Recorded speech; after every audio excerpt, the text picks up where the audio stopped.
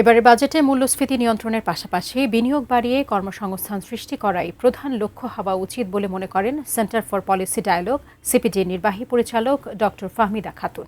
ATN Bangla স্টুডিওতে আয়োজিত প্রাক বাজেট আলোচনায় তিনি কথা বলেন। অনুষ্ঠানের সঞ্চালক এটিএন বাংলার বার্তা পরিচালক হাসান আহমেদ চৌধুরী কিরণ বলেন, বন্ধ শিল্প কারখানা পুনরায় চালুর লক্ষ্যে প্রস্তাবিত ৬০,০০০ কোটি টাকার প্রণোদনা প্যাকেজ সরকারের সময় উপযোগী ও সাহসী উদ্যোগ।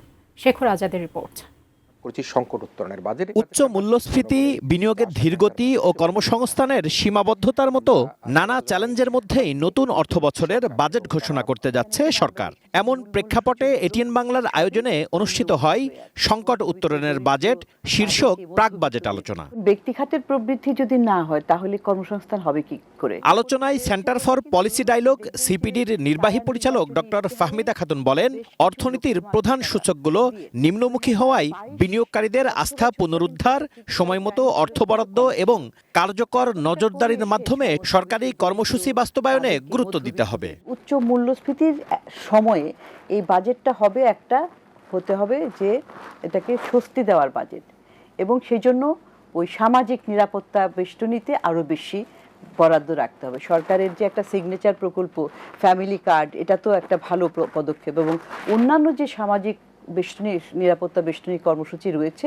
সেগুলাকে আবার শৃঙ্খলার মধ্যে আনতে হবে। তো এগুলাকে স্ট্রিমলাইন করার বিষয় রয়েছে।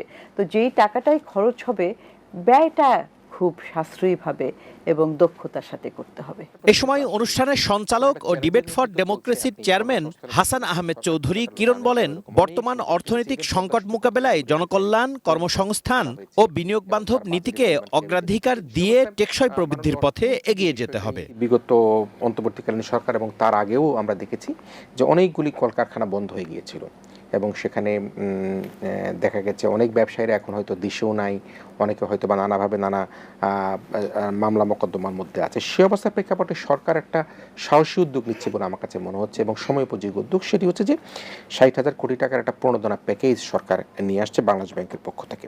আলোচনায় বক্তারা বলেন, নতুন বাজেটে সাধারণ মানুষের প্রত্যাশার প্রতিফলনের পাশাপাশি ব্যবসা বান্ধব পরিবেশ নিশ্চিত করে বিনিয়োগ ও কর্মসংস্থান বাড়ানোর উপর বিশেষ গুরুত্ব দিতে হবে। ফাহমিদা, আপনাকে দারুণভাবে ধন্যবাদ জানাই, আপনি আমাদের সাথে যুক্ত। Shekhar Azad, ATN news, Dhaka.